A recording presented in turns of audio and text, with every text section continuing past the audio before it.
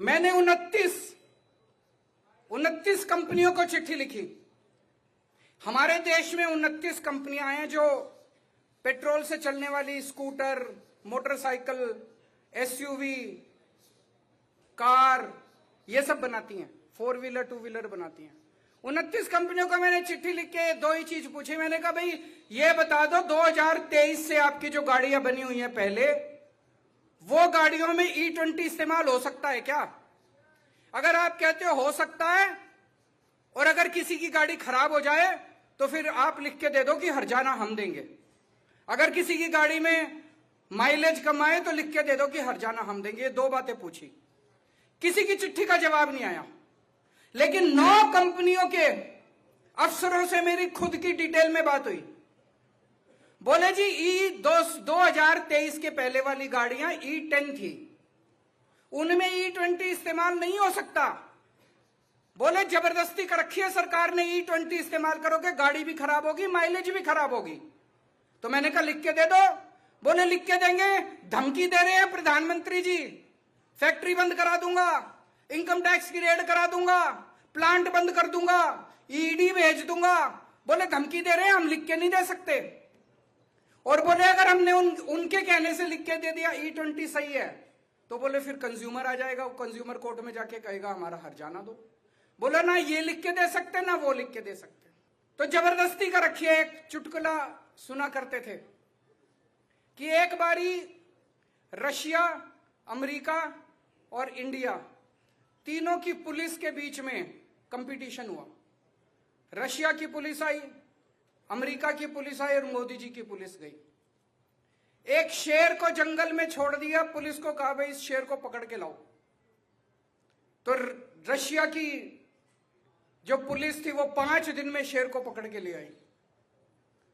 America की police 1 दिन में शेर को पकड़ के ले आई।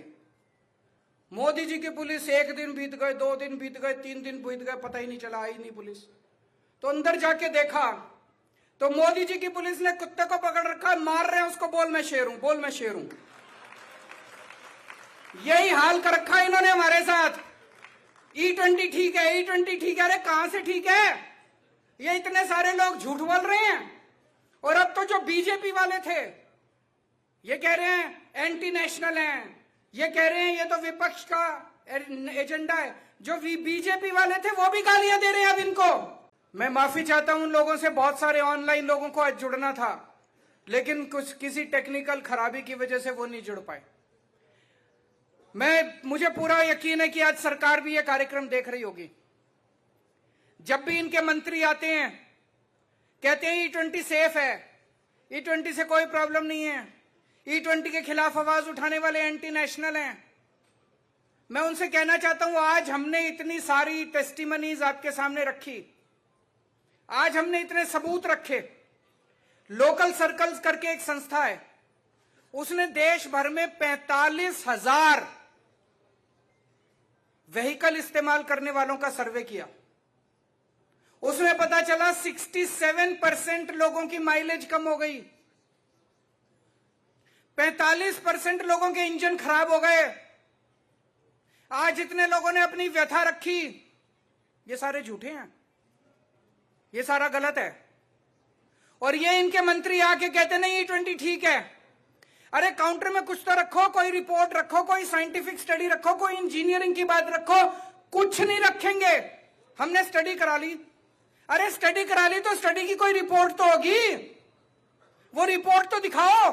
हम भी पढ़े लिखे हैं, तुमसे ज्यादा ही हैं। तुम्हारी डिग्री तो नकली है, हमारी डिग्री असली है।